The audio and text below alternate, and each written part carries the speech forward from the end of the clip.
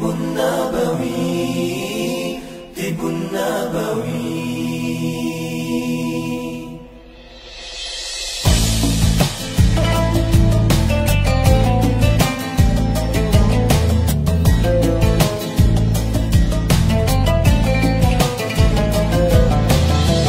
Hadirlah sebuah rasa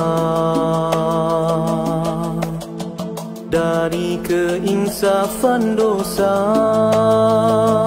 langit pun terbuka, bintang bertaburan, indahnya,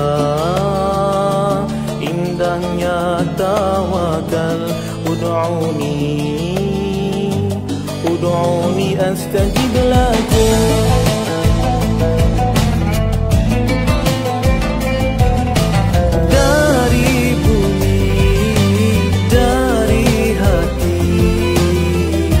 Penawar al-wahidah, halalan tayyiban. Ya Syafi, ya Syafi, ya Syafi, anta Syafi. Ya Syafi, ya Syafi, ya Syafi, anta Syafi. Ya Ilahi, ya Ilahi.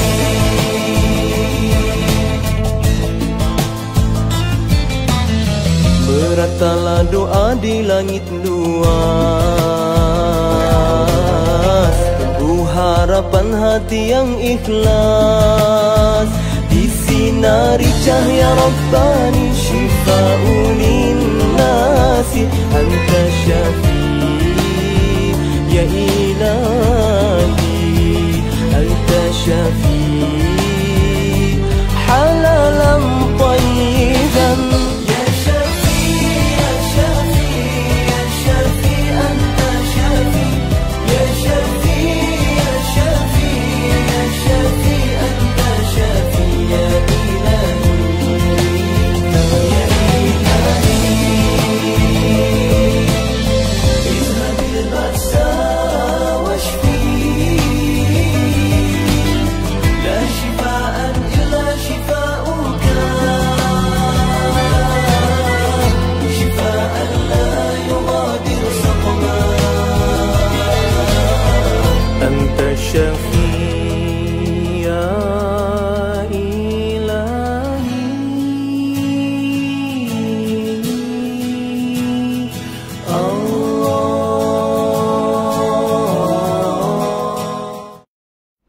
Assalamualaikum warahmatullahi wabarakatuh. Alhamdulillahirabbil alamin, wassalatu wassalamu ala asyrafil anbiya'i wa mursalin sayyidina Muhammadin wa ala alihi wa sahbihi ajma'in.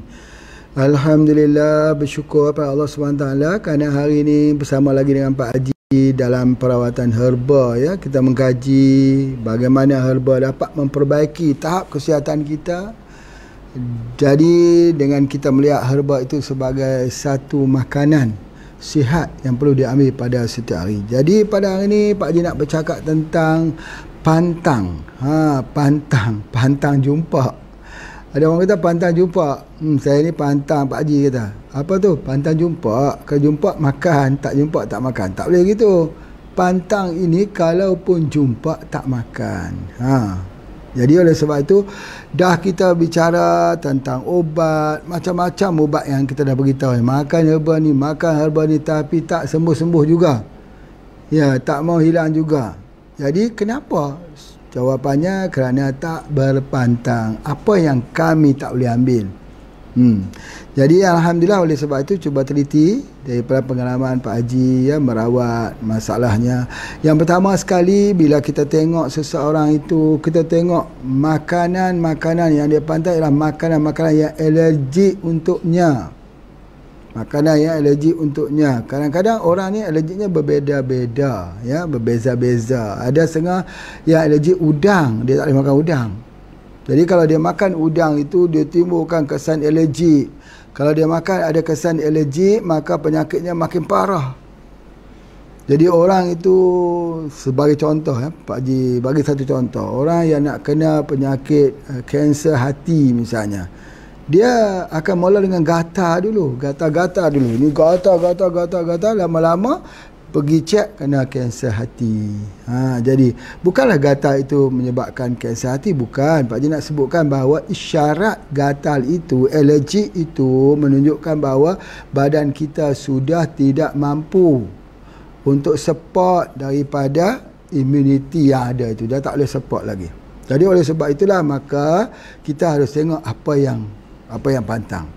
Terutamanya makanan yang paling berbisa yang Pak Haji sebutkan sini ialah seafood, makanan laut. Makanan laut seperti sotong atau cumi. Itu di antaranya. Jadi kalau kita nak masak sotong tu, bersihkan betul-betul ya, bersihkan betul-betul. Begitu juga dengan ketam, kepiting, kerang. Ya, kita kerang ataupun siput ya, yang mana kesemua yang ada bercengkerang itu. Bercengkerang itu kadang-kadang kita kena lihat. Kerana begitu juga udang ya, kalau orang ambil udang, ada setengah itu mencetuskan apa yang disebut sebagai alergik, maka itu ialah pantangannya. Jadi begitu juga kalau orang tu ambil, kalau dia dah tahu dia tak boleh makan yang tu, kalau dia makan alergik, maka tiba-tiba pada waktu tersebut dia kena breast cancer. Contohnya breast cancer, maka semua pantang-pantangnya sebelum itu harus jangan diambil. Jangan diambil. Sebab kalau diambil yang pantang itu, berartinya tubuh terpaksa menghadapi dua serangan. Serangan makanan yang dipantang dengan serangan daripada penyakit kanker misalnya. Jadi dua serangan. Jadi oleh sebab itu memang benar pun Pak Haji akan menasihati orang yang ada penyakit breast cancer, kanser payudara, jangan sama sekali ambil belacan, terasi. Ya, sebab apa? Sebab belacan atau terasi itu dia adalah merupakan satu bahan yang boleh mendatangkan apa dia? Dia boleh menyebabkan karsinogenik, racun pada badan. Apa buktinya? Buktinya begini, kalau kita pergi ke hutan, kita bawa saja belacan.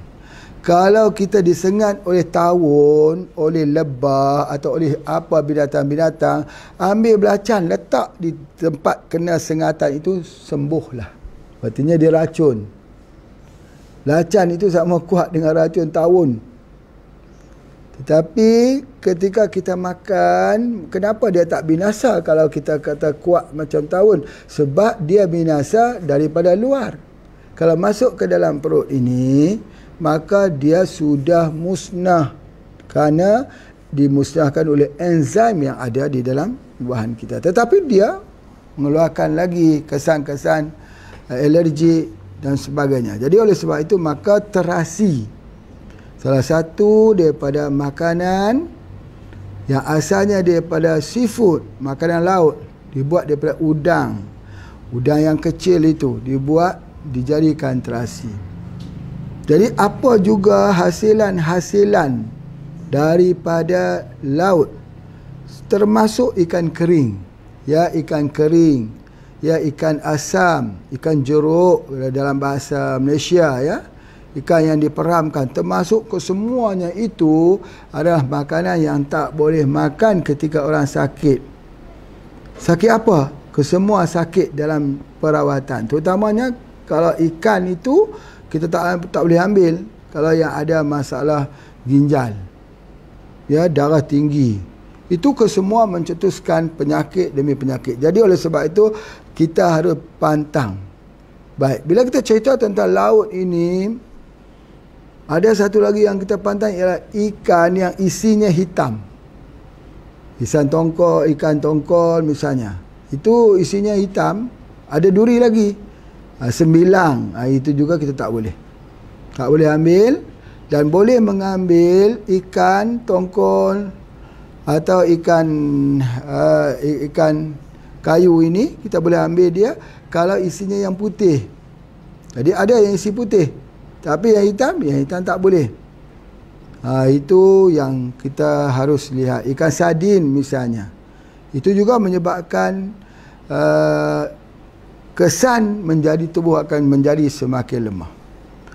Dan daripada ikan ini juga, kalau kita ambil juga ikan ini, maka elak daripada ikan yang berduri.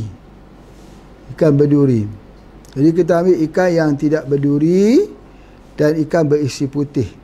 Yang tu yang kita ambil kalau kita nak ambil daripada laut. Sotong itu kita tinggal lah. Ya, yang lain-lain itu seperti ketam, kepiting, semua itu kita tinggalkan. Sebab tu kita membuat perawatan. Sebab dia boleh mendatangkan daripada masalah penyakit lain. Apatah lagi bila ikan itu pula dibekukan dengan formalin. Formalin itu ialah pengawet mayat. Untuk membekukan mayat. Ketika orang mati, disimpan di rumah mayat, di rumah duka, disimpan itu untuk jangan membusuk, diberikan formalin. Begitu juga ikan itu diberikan formalin. Ya, untuk dia beku, dia keras. Selepas dituangkan formalin, baru dimasukkan ais. Ya, supaya dia membeku di situ. Jadi itu adalah salah satu sentuhan kimia yang mula disentuh apabila ikan sudah naik ke darat oleh para nelayan. Jadi itu adalah di antaranya. Kemudian ikan ini disimpan berbulan-bulan. Ya, berbulan-bulan. Jadi yang sudah sampai itu, yang khasiatnya, yang nutrisinya itu, yang memberikan kesannya itu sudah banyak yang telah terkuras. Jadi oleh sebab itulah maka kita perlu mengambil perhatian. Tetapi dalam keadaan ikan begitu, ada ikan yang Allah Ta'ala berikan dia dengan kelebihan, iaitu ikan yang tersalut dengan minyak atau lemak, seperti ikan omega 3, seperti ikan tenggiri biru, dan juga ikan-ikan yang lain. Sementara di darat ini Allah berikan lagi nama ikan gabus yang mengandungi albumin yang tinggi. Dalam semua yang ada di atas muka bumi ini, albumin yang tertinggi ada pada ikan gabus. Banyak pula di tempat kita, alhamdulillah, walaupun asalnya daripada Afrika dan sebagainya. Jadi ikan gabus ini pula menjadi salah satu daripada pengobatan. Termasuk juga belut, atau bahasa lain dipanggil sidat. Ya, yang mana satu sidat, yang mana satu belut. Atau kalau di sini banyak juga orang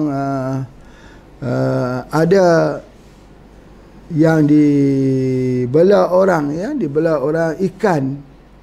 Ya, ikan yang seperti mana ikan belut itu juga dibelah orang sebagainya. Masya-Allah. Apa yang Pak Haji nak sebutkan dekat sini bahawa ada ikan yang boleh mendatangkan penyakit, ada ikan yang boleh menyebabkan berlakunya keracunan. Ikan di laut ini pun ada yang boleh menyebabkan kalau orang sakit kita tak boleh bagi dia makan. Itu di antaranya. Ikan pari misalnya. Ikan pari bagus. Kalau kita gunakan ikan pari, terutama pari helang, itu bagus untuk mata. Pari helang juga bagus untuk penyakit alergik, untuk jenis ikan pari helang bagainya. Baik. Kemudian seterusnya, selain daripada ikan ini, yang jadi pantangan kita juga ayam. Ayam, kena ambil perhatian. Hampir keseluruhan ayam yang diternak di pasaran itu mempunyai masalah. Sebab pakan ayam itu terdiri daripada sumber-sumber yang mengandungi bahan-bahan yang boleh menyebabkan alergik pada tubuh badan. Jadi oleh sebab itu tak boleh makan daging ayam. Daging ayam ini sedikit sangat, kecuali mereka yang menternak ayam yang beri makan dedak padi atau bekatul yang diberi bersama jagung dan diberi bersama dengan tanam-tanaman yang lain yang diternak di kampung, itu boleh makan. Tetapi kalau ayam itu ayam broiler, ayam daging yang menggunakan makanan yang jadi, yang dibeli daripada pabrik, ataupun makanan-makanan yang sudah dijual di pasaran itu dan dia ternak, walaupun namanya ayam joper, Jawa asli kampung, ataupun ayam kampung. Di Malaysia ni namanya ayam kampung, tapi bukan pada namanya. Ayam kampung ke, ayam daging ke, bukan pada namanya, tapi pada apa yang diberi makan. Maka di dalam ayam ini yang Pak Haji lihat, ada di kalangan peternak ayam ni yang menternak ayam yang mana selama 35 hari ayam itu di bawah 1 kilo. Mereka jual dengan harga yang murah. Ada juga kita buat percobaan, kita membelinya di sini untuk membuat bagaimana kita cuba dalam masa 1 minggu untuk menghilangkan baunya itu. Hari yang pertama ketika ayam reject ini sampai ke tempat kita, baunya Masya Allah terlalu busuk. Terlalu busuk. Dan kita mengambil tempoh 3 hari untuk menghilangkan bau busuk ayam tersebut. Ayam masih hidup ni. Jadi kita menggunakan POC, menggantikan dia punya makanan. Selepas 7 hari, Alhamdulillah semua sudah tidak ada bau, tidak ada lalat, tidak ada lagi najis yang berbau. Kalau bapa ibu pergi lihat, Pak Haji bukanlah nak sebut apa ya, kalau pergi lihat di tempat peternakan ayam, sudah tentu tak lalu nak makan ayamnya. Kenapa? Lalat dan ulat. Dalam kotoran ayam itu lalat dan ulat yang begitu banyak. Baunya begitu busuk sekali, apatah lagi jika musim hujan. Maka sudah tentu kita akan berfikir bahawa mungkin kita tak akan makan ayam lagi. Bagainya. Jadi ayam ini diberi makan, kenapa berbau busuk ini? Diberi makan daripada makanan yang busuk. Makanan yang busuk bukan makanan yang rosak, bukan. Makanan yang tidak elok. Dia ambil daripada tulang babi, dia ambil daripada protein babi, dia ambil daripada sumber-sumber yang haram, diberi makan. Jadi kalau itulah yang kita makan untuk pengobatan penyakit kita, dia tak mau sembuh sakit yang kita deritai. Jadi oleh sebab itu, semua pengobatan Cina, TCM, Ayurveda di India, perubatan kita, semua mengatakan kalau nak ambil herba, jangan makan ayam. Dalam tanda kutip, ayam itu ialah ayam yang diternak menggunakan sistem peternakan konvensional yang menggunakan pakan jadi, menggunakan dedak yang dibeli daripada dedak-dedak perusahaan. Itulah yang Pak Haji fikirkan bahawa akibat dia kita tidak boleh ambil ayam ini, maka kita susah juga untuk nak mendapatkan protein. Proteinnya nak dapat dari sumber mana ya? Boleh protein boleh dapat dari sumber tumbuh-tumbuhan, ada kacang juga supply protein. Tapi kita perlu tenaga. Kita perlukan juga sumber makanan ayam. Jadi maka itu mesti diambil daripada ayam yang kita ternak sendiri. Ayam, apakah kita tak perlu makan ayam ketika kita sakit? Tidak. Kita kena makan ayam. Tetapi kita tak boleh makan ayam yang dipelihara. Walaupun orang yang pelihara tu orang Islam, orang Melayu, orang siapa pun, tapi dia pelihara, cara pemeliharaan itu ialah mengikut pemeliharaan konvensional, menggunakan dedak yang digunakan itu yang mengandungi bahan yang alergik pada tubuh badan kita. Ini banyak sekali orang mengadu anaknya gatal-gatal, entah diberikan obat apa, disapukan krim steroid, disapukan apa juga, tak mau hilang gatalnya. Bagaimana nak hilang gatalnya itu kalau makanan ayam diteruskan pada setiap hari? Bagaimana kita nak hilangkan? Tak bisa hilang, tak bisa hilang. Jadi oleh sebab itu maka maaf. Kalaulah dalam perawatan kita, Pak Haji, kalau ada anak-anak yang gatal, suruh makan ayam. Ayam apa? Ayam kita. InsyaAllah hilang gatalnya itu. Ya betul. Sebab ayam kita ayam herba. Ayam kita adalah ayam yang makan daripada herba. Jadi soalnya, apakah pantangnya ayam atau pantangnya ayam yang diberi makan dengan makanan-makanan yang ada unsur-unsur tertentu? Apakah salah pada ayam? Ya, ayam tak salah. Daging ayam tak salah. Ayam boleh kita makan. Tapi yang salah ialah penternakan menggunakan makanan-makanan yang jadi daripada pabrik-pabrik yang menggunakan bahan-bahan dalam tanda kutip. Itu dia punya permasalahan. Jadi oleh sebab itu orang sakit jangan bagi makan ayam. Kalau tak bagi makan ayam, dia lemah. Harus bagi makan ayam. Di mana nak ambil ayamnya? Beli saja ayam organik Pak Haji. Frozen food Pak Haji. Itu ada ayam frozen dan sebagainya. Ambil bismillah itu saja. Anak itu akan bertenaga. Kalau tak makan nanti kurus. Nak, kamu tak boleh makan ayam, kamu tak boleh makan ni, tak boleh makan ni, tak boleh makan ni. Apa lagi boleh makan? Ayam tak boleh, ikan tak boleh. Apa yang boleh makan? Jadi bagaimana nak dapat tenaga untuk penyembuhan, pemulihan? Tak dapat. Jadi oleh sebab itu maka boleh makan ayam. Itu yang Pak Haji nak jelaskan. Kemudian seterusnya yang jadi pantang kita ialah nasi. Nasi pula ni. Ni semua tak boleh makan ni. Tak boleh makan ayam, tak boleh makan nasi. Nak makan apa ya? Bukan tak boleh makan nasi. Tapi nasi tak boleh makan terlalu banyak. Ada dua sebab. Yang pertama, akan berlaku kerosakan nanti pada pankreas. Apatah lagi kalau makan nasi pada waktu malam. Pankreas akan rosak, akhirnya kena penyakit kencing manis. Kalau dia makan nasi itu pula, nasi, ya Masya Allah. Orang yang menjual nasi di rumah-rumah makan itu kadang-kadang dia nak lariskan. Dia masukkan itu ajinomoto di dalam air nasi, air masak nasi itu. Masukkan perasa ajinomoto. Jadi makannya enak walaupun tanpa lauk. Nasi saja pun sudah enak. Sudah sedap. Tapi kesannya merosakkan tubuh badan kita. Jadi itu yang Pak Haji nak sebutkan dekat sini, bahawa nasi itu kalau dimakan pada waktu malam jadi racun. Ingat tak formula kita? Makanan pagi untukmu, makanan tengah hari untuk saudaramu, makanan malam untuk musuhmu. Jadi tak elok makan waktu malam. Malam ini sesuainya makan dengan buah, dengan jus dan makanan-makanan selain daripada nasi. Ada orang tanya Pak Haji, boleh tak makan mi, makan bihun, makan kotiau, boleh tak? Jawapannya boleh. Dia kata kalau boleh pelik sikit. Kenapa? Sebab mi itu pun dari beras juga. Ya, kita makan mi tak macam makan nasi. Makan nasi kan makan berpinggan-pinggan. Mi orang tak makan pinggan-pinggan. Nasi tu kan ada kuahnya, gulai lagi. Gulai itu pun penting juga kena lihat. Jadi pokoknya nasi.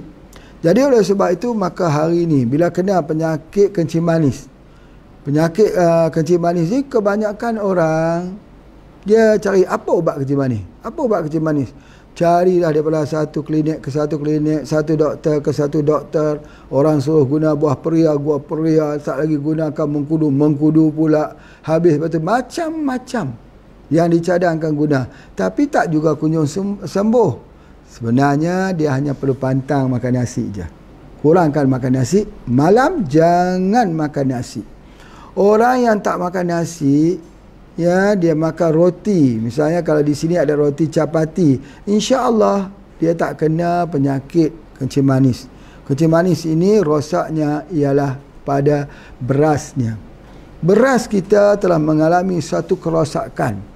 Yang pertama Pak Haji sebut beras ada perubahan genetik. Dia sudah tidak asli lagi. Beras asli itu seperti Masria, Malinja, Tangkai Rotan kalau di Malaysia ya. Murni sudah tak ada lagi. Yang ada ialah beras hybrid. Beras hybrid ni yang telah di-cross. Bila dia cross itu, kemudian diberikan lagi dengan baja-baja kimia, racun-racun kimia yang sangat-sangat dahsyat. Ya, untuk membunuh racun rumput, racun rumpai, racun serangga. Mengakibatkan beras kita itu mengandungi racun yang sangat tinggi. Sama seperti pokok tembakau. Pokok tembakau.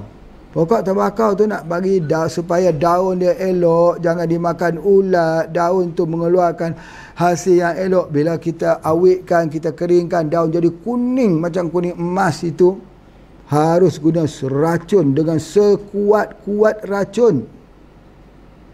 Sekuat-kuat racun. Maka racun itu, hasil pada daun itulah yang dibuatnya tembakau.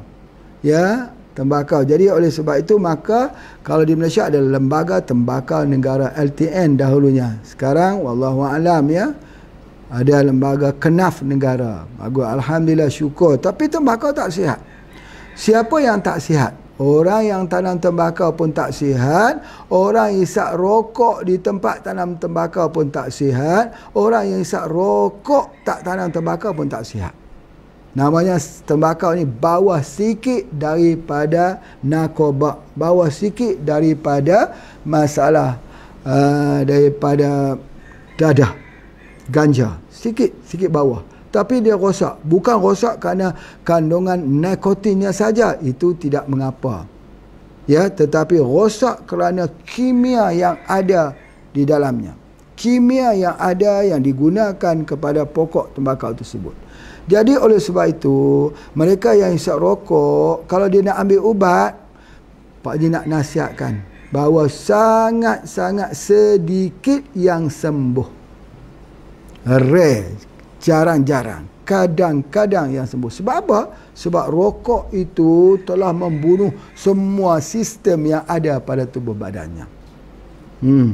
Jadi oleh sebab itu, apa artinya dia ambil ubat? Apa arti dia ambil herba? Apa arti dia datang kalau dia tak mau berhenti merokok? Jadi oleh sebab itu, merokok ini bukan hanya bahaya, bukan bahaya merokok, tetapi amat membahaya. Itu yang pertama. Pula ditiru oleh anak-anak pula.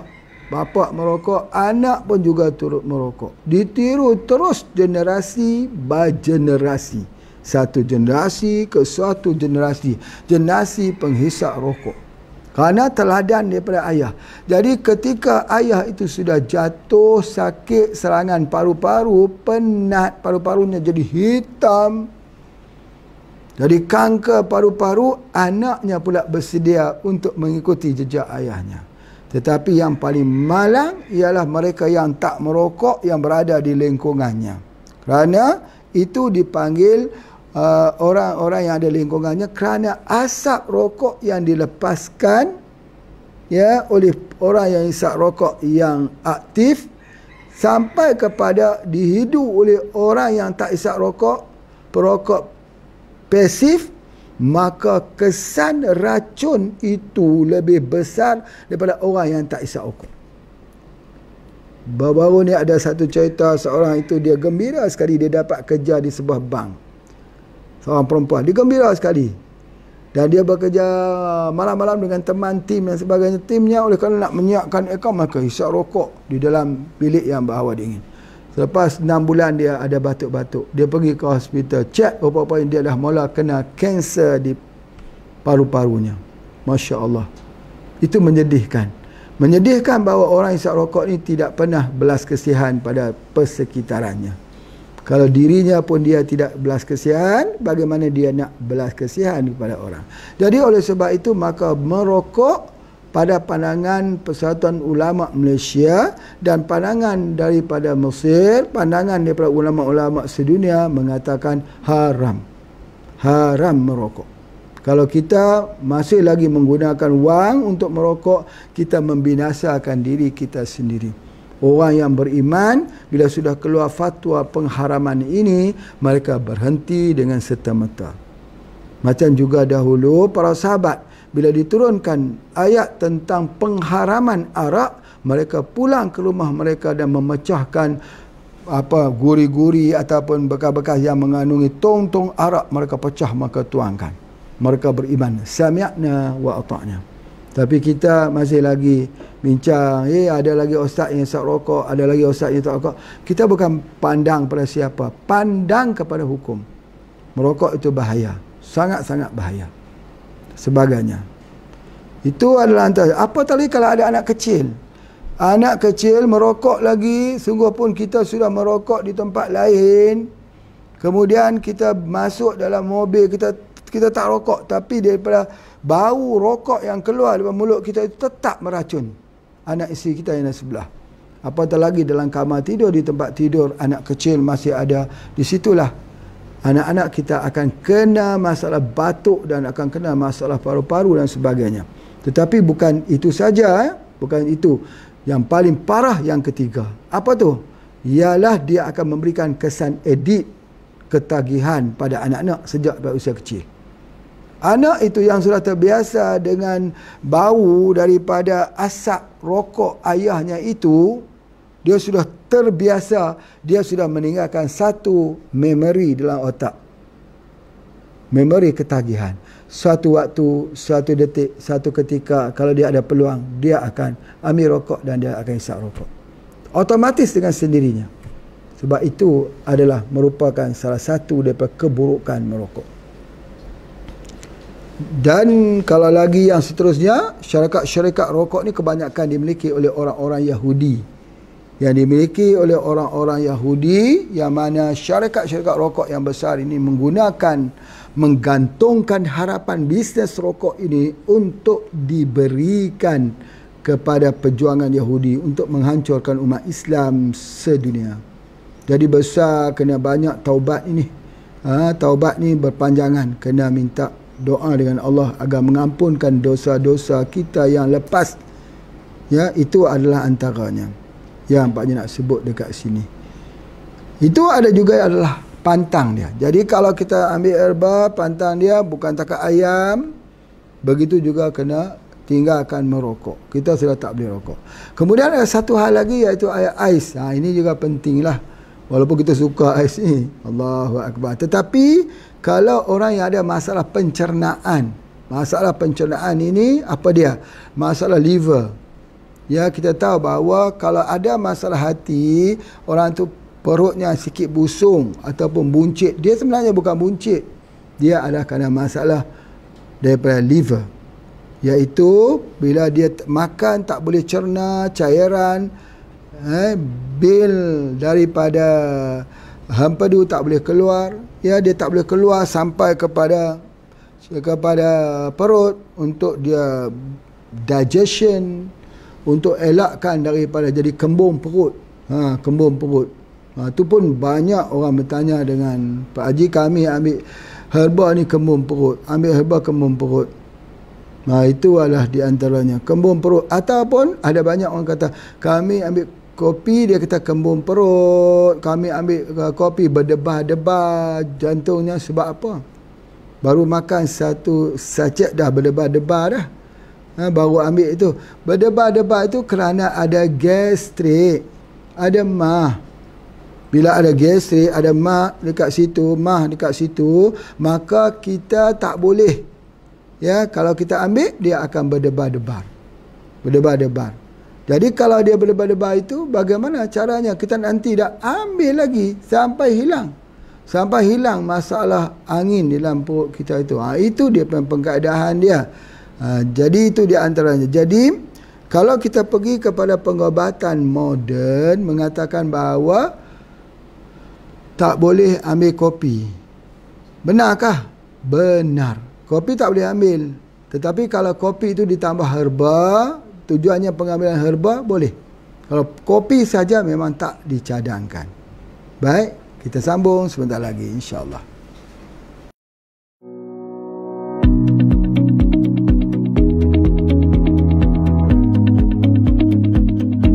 Selamat datang ke ladang ayam HPA di Kok Diang, Kedah Darul Aman.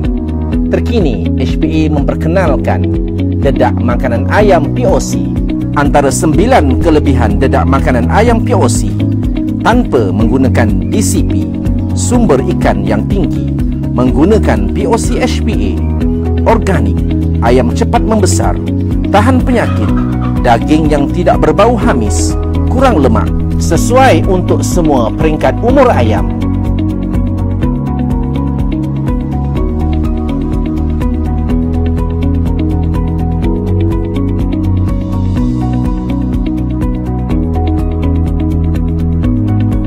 Dedak makanan ayam POC adalah formulasi khas daripada Yang Berbahagia Tuan Haji Ismail bin Haji Ahmad, owner dan founder HPA International. Jangan lupa dapatkan dedak makanan ayam POC di HPA International.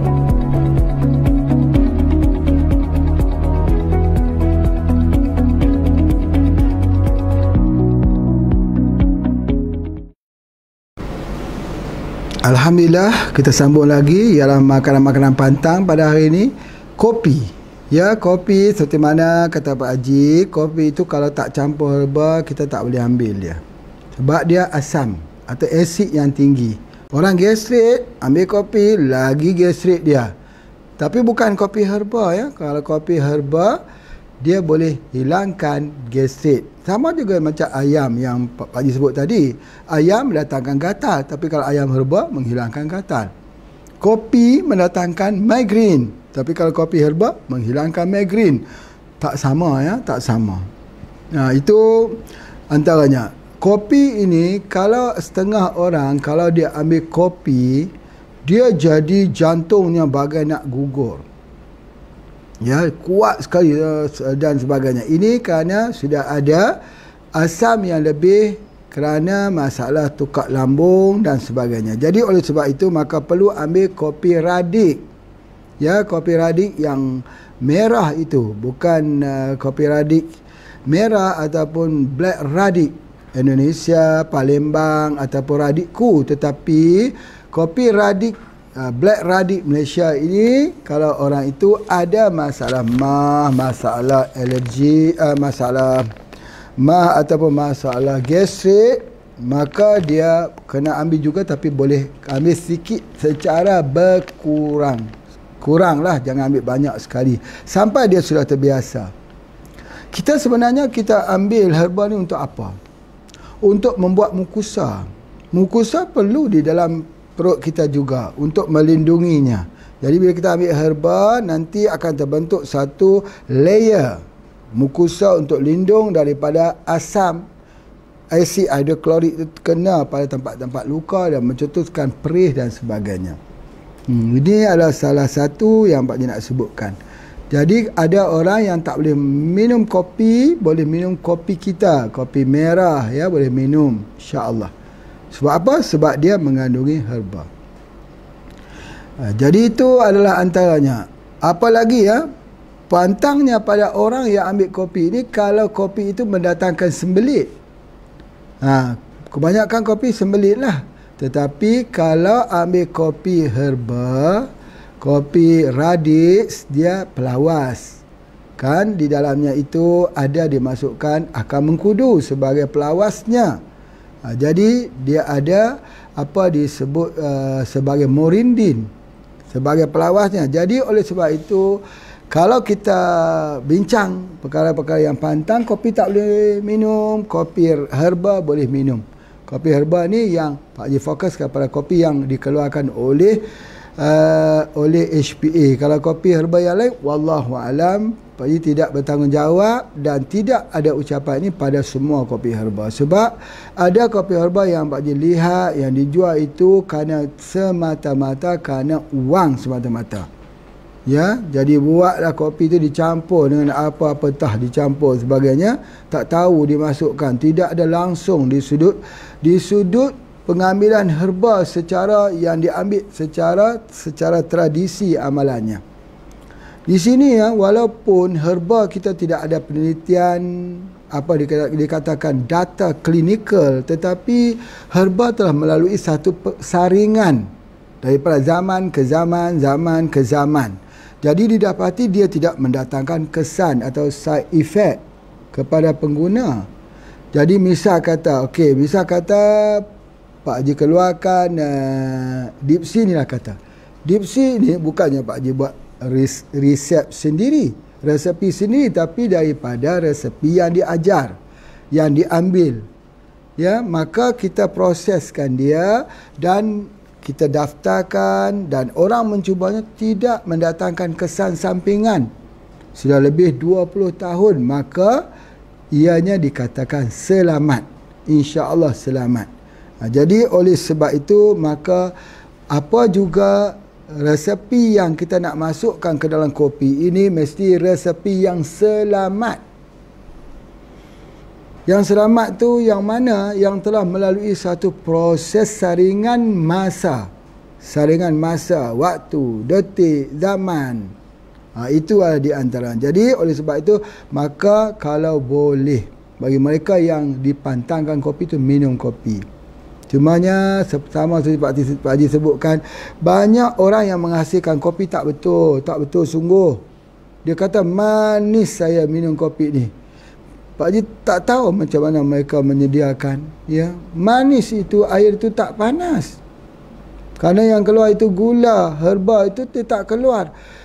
Kami guna air mendidih. Baik, soalannya air mendidih itu ambil daripada mana? Daripada mana? Kereta misalnya menggunakan cerek listrik. Cerek listriknya begini, ketika dia panas, dia mula dia tap, dia off. Maka pada ketika itu 100 darjah Celsius akan mula turun. Ketika kita tuang begitu, belum sempat herba itu keluar, dia sudah jadi sejuk. Ketika kita minum air gula saja yang kita rasa, dia kena membantu. Yang pertama air panas, kena guna beli cerek tu yang mendidih tu 2-3 minit duk mendidih tu. Kedua, dia kena membantu dengan proses untuk melarutkan. Kita aduk itu, ya, 77 kali 61 dengan 16. Begitu aduk terus begitu.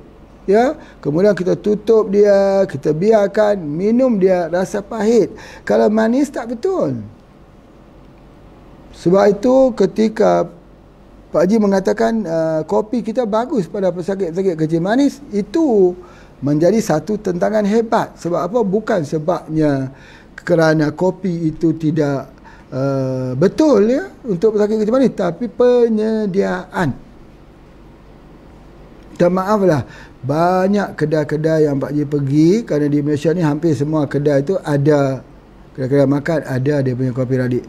Belum ada lagi Pak Haji singgah tu yang membuat betul-betul sama seperti kehendak kita yang mewujudkan kopi ini. Hatta lidah-lidah kita pun kadang-kadang dia datang, dia terkejut. Entahlah kalau dia buat sengaja-sengaja terkejut, itu wallahualam. Tetapi nampaknya macam terkejut betul-betul. Dia kata ni kopi apa pula? Ni kopi radik yang dia dah minum ni bertahun-tahun. Dia kata beza ni. Ini pahit sikit. Ya Allah, ya Rabbi. Memang kopi kita pahit selama ini pun. Dan ada kopi kita yang lebih pahit, namanya kopi sihat. Lagi pahit. Itu kalau tak biasa makan, tak biasa dengan kopi pahit, dia tak boleh minum. Kami minum kopi sihat rasa manis. Yang tu yang jadi masalah.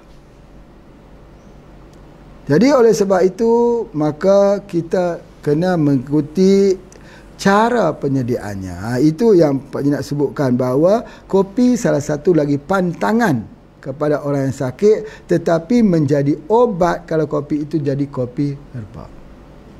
Itu dia. Satu lagi yang jadi pantang yang kita kena ingat ialah air. Ni menarik ni, air ni. Orang kata minum air banyak, minum air banyak. Minum air banyak, kalau tak keluar air tu bagaimana? Harus minum 1 liter keluar 1 liter, 2 liter keluarnya 2 liter. Tapi minum 2 liter keluar setengah liter. Bengkak betis ini. Lepas bengkak betis itu keluar air. Kalau bekam keluar air saja.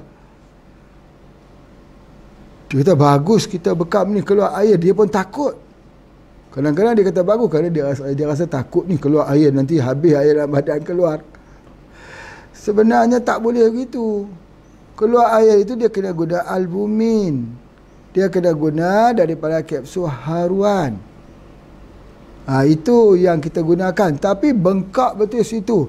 Dan dia surut itu mesti perlahan-lahan. Ya, jadi oleh sebab itu kalau dia minum tak keluar itu menyebabkan jantung dia jadi lemah. Satu, betisnya jadi bengkak.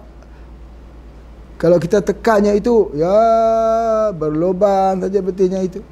Itu yang kedua. Yang ketiganya, dia paru-parunya terendam air, dia nafas tak boleh. Macam orang duduk dalam, lemas di dalam air, begitulah.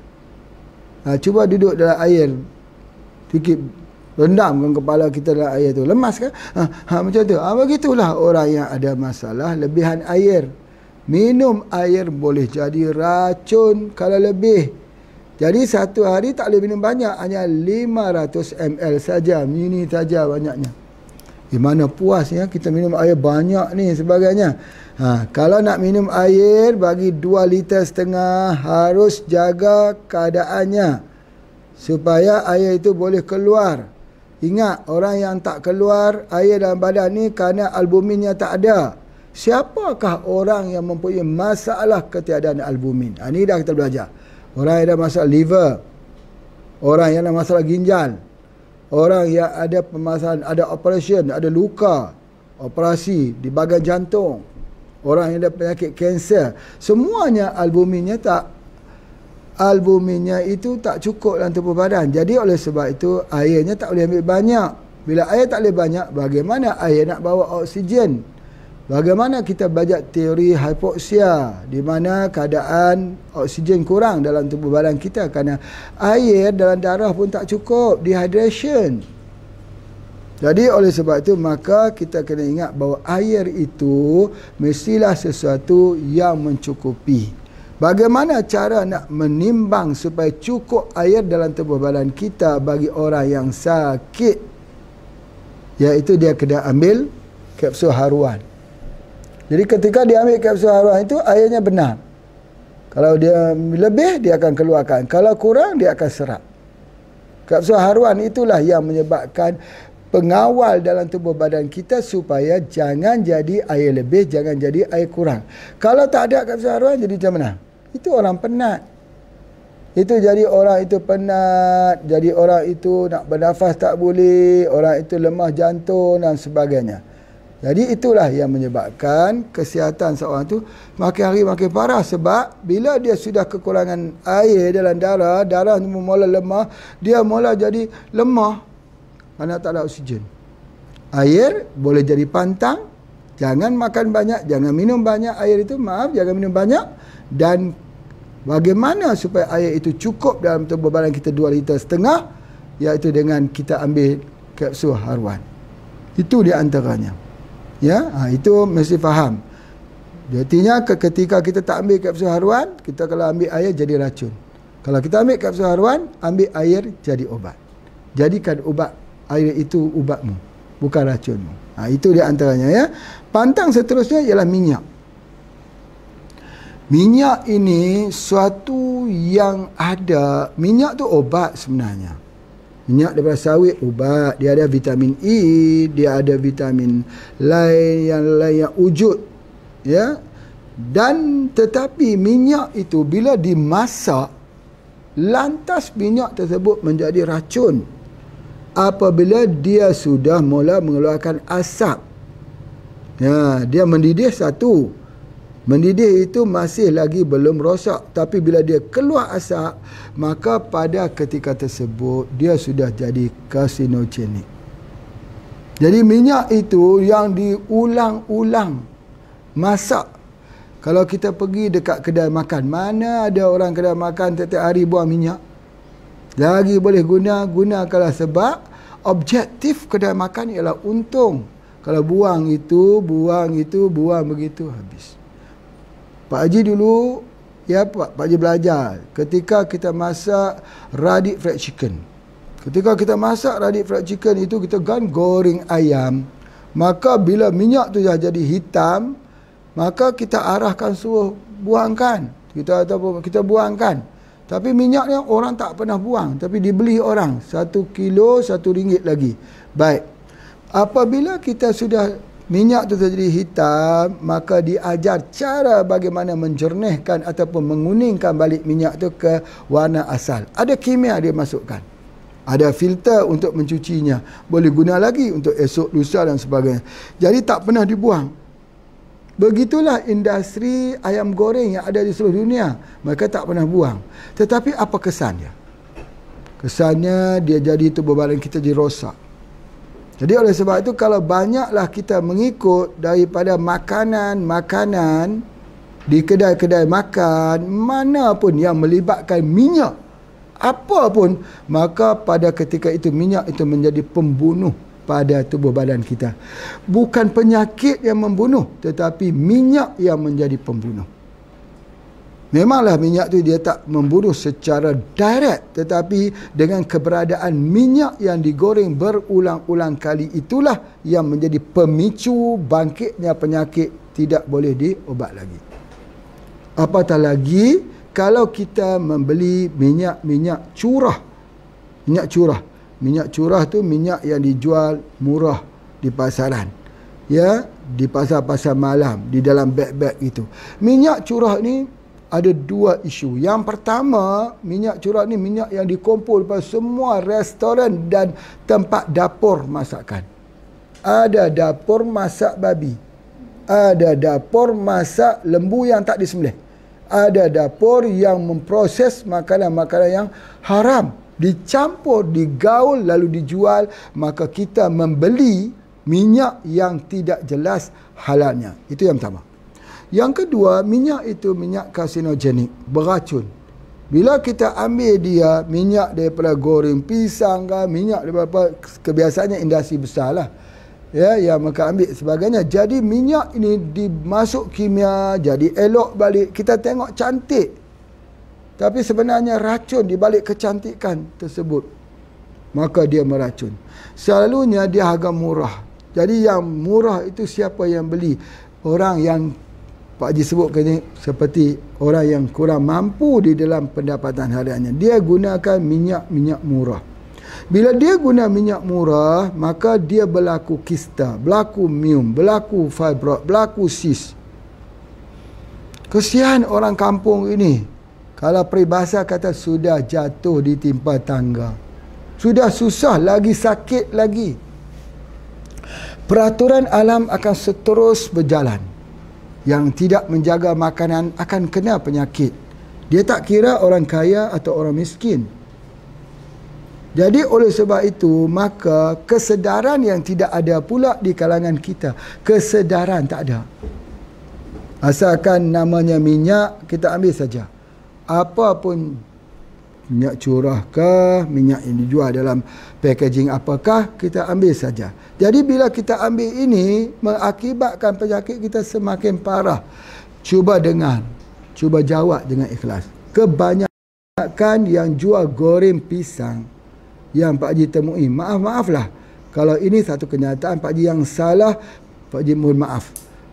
Kebanyakan yang jual goreng pisang atau goreng-goreng yang jual di tepi-tepi jalan, kebanyakannya kalau tidak dirinya, anak-anaknya terkena penyakit kanser atau fibroid atau sis atau kista atau miom.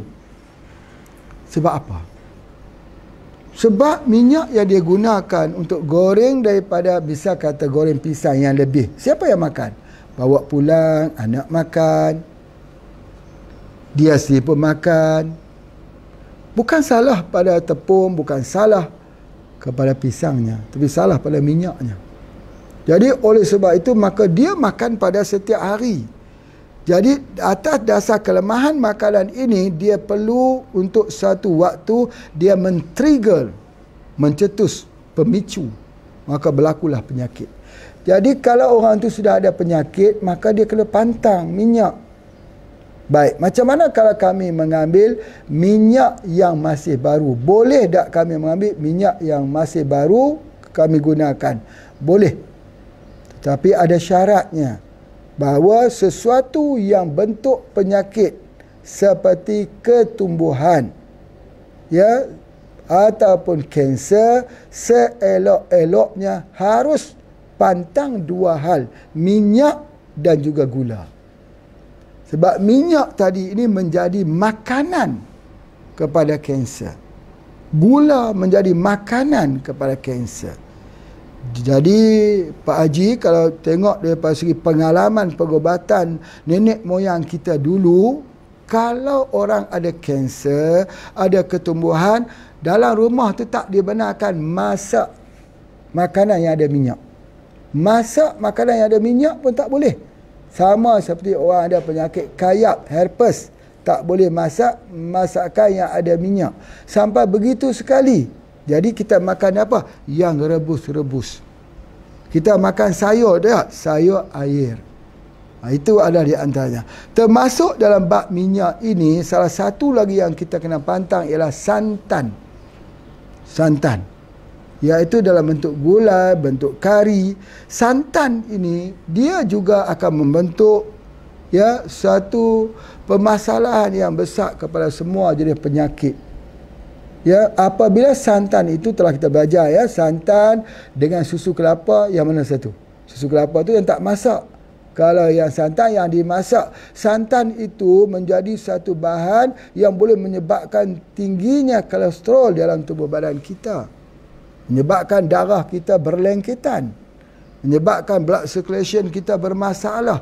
Jadi oleh sebab itu, mereka yang banyak mengambil santan sudah confirm 3 penyakit sedang menanti.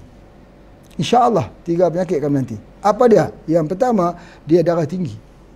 Yang kedua apa dia? Kolesterol tinggi, cepat marah. Yang ketiga, jantung atau stroke. Itu ni, apakah penyakit itu penyakit keturunan?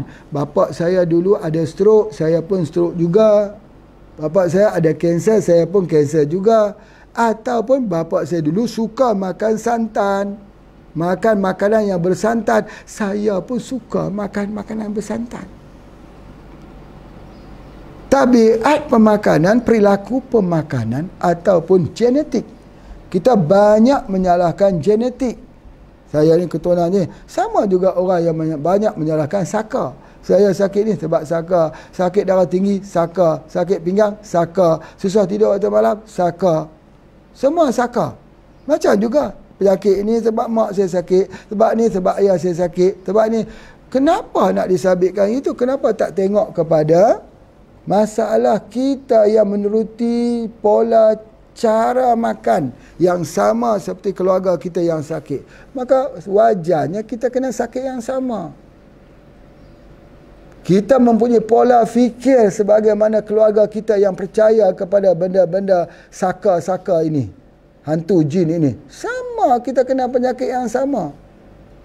Penyakitnya itu apa? Kemurungan, ketakutan, sangka-sangka buruk, halusinasi, curiga, was-was dengan orang. Subhanallah. Sehingga kan dia membentuk pola fikir yang menyebabkan pola fikir itu mendatangkan penyakit. Ketika dia rasa ngilu-ngilu, dia akan kata, aku ni rasa ngilu-ngilu. Sudah. Sebab apa? Sebab dia nak kaitkan sebentar lagi. Tadi adalah aku berjumpa dengan orang tu. Dia bawa aku buah durian 3 biji. Sepas aku makan buah durian tu, sakit seluruh tubuh badan aku. Aku rasa dia telah ada ilmu dia. Dia masuk dalam durian tersebut. Masuk dalam durian itu sampai aku sakit. Ini kemudian ditambah lagi oleh saudaranya. Memang orang tu mengamalkan ilmu-ilmu. Ditambah lagi memang dulu pun ada orang pergi makan buah durian. Dia rumah dia muntah darah. Cerita dia makin merebak. Yang membuatkan pola fikir sangka buruk itu akhirnya terjemah dalam tubuh badan kita. Dan kita akan jadi apa dia? Orang yang ada sangka buruk, yang banyak prasangka. Ya Allah kata, hai orang beriman, jangan kamu banyak prasangka. Kerana sebahagian besar prasangka adalah dosa besar. Sebab begitu. Cara kita fikir. Sedangkan buah durian tu, siapa bawa pun kalau ada darah tinggi, ada kencing manis, sakit badan. Dia bukan kira siapa bawa. Memang buah durian dia macam tu. Tapi kenapa disabitkan kepada orang yang bawa? Jadi begitulah kita. Kita tak mau tengok yang pantangnya seperti apa.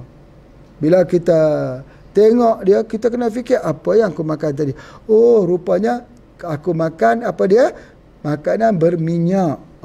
Ini harus kita berhentikan. Jadi ketika kita, kemudian seterusnya garam. Ketika kita menggoreng ikan, jangan masin-masin. Tak boleh masin-masin. Tambah lagi garam. Aduh, masinnya. Pak Haji dah cerita dulu, Pak Haji ada 2 tukang masak di Radik Resepi. Ya, kalau kita makan, seorang tu masak, manis saja. Kalau orang ni masak, masin saja. Jadi kalau kita pergi tak nampak tukang masak, kita duduk kat luar, kita makan, dia angkat oleh orang ke hadapan kita, kita tahu siapa duduk di dalam. Siapa masak ni? Tahu. Sebab apa?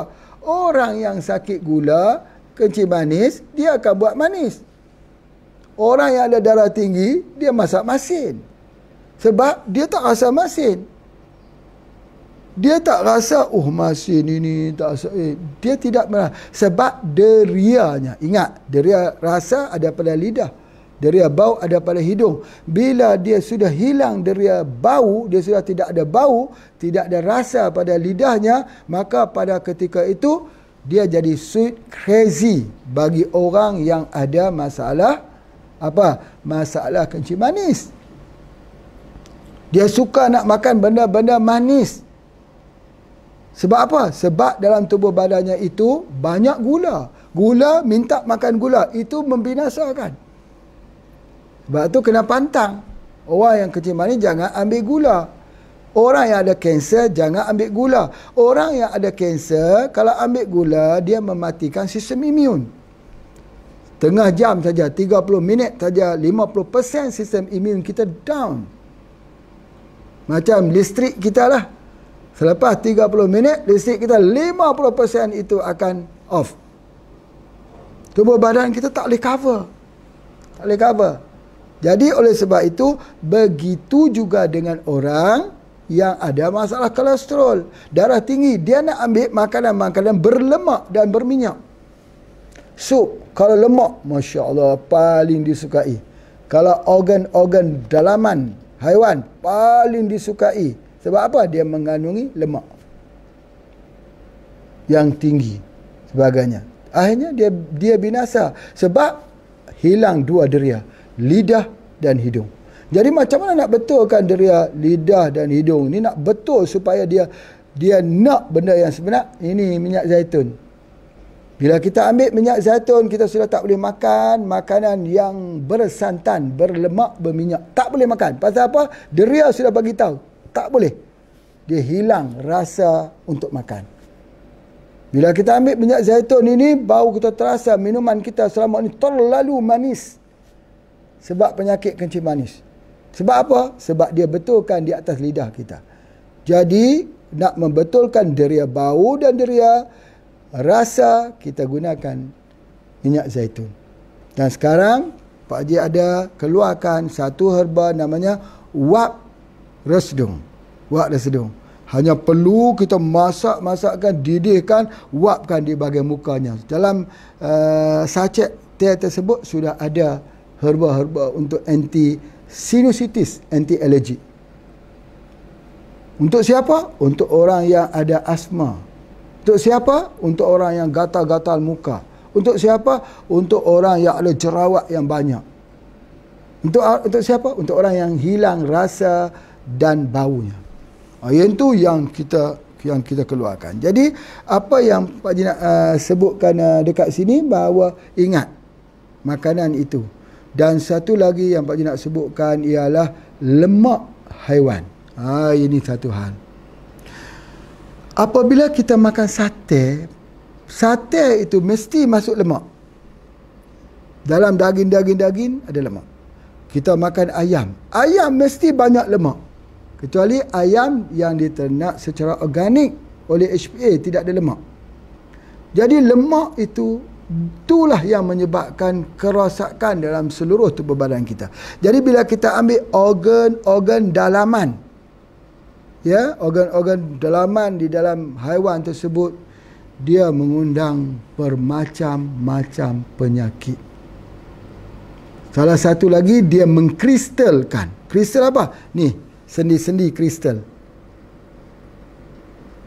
Rheumatoid arthritis, keras betul. Jadi kaku. Kita nak makan tak boleh genggam tu, kena guna sudu. Ini keras. Ini tumbuh ni dekat lutut, tumbuh kat kaki, tumbuh ketumbuhan dekat situ. Jadi itu adalah kerana makanan salah satunya organ dalaman haiwan. Tidak boleh gitu. Jangan ambil organ dalaman itu. Kalau kita makan sup, bersiap sedia untuk serangan jantung. Cepat sangat membunuh. Jadi itu dia enaknya kalau kita makan sup tak masuk itu, nak makan sup apa? Makan sup sayur. Sup sayur, siapa nak makan sup sayur? Yang sebagainya. Jadi kalau begitu, kalau nak makan macam mana? Boleh makan tapi ambil minyak zaitun selepas itu. Sebab apa? Sebab minyak zaitun tu dia ikat ke semua daripada lemak minyak itu dan dia buangkan.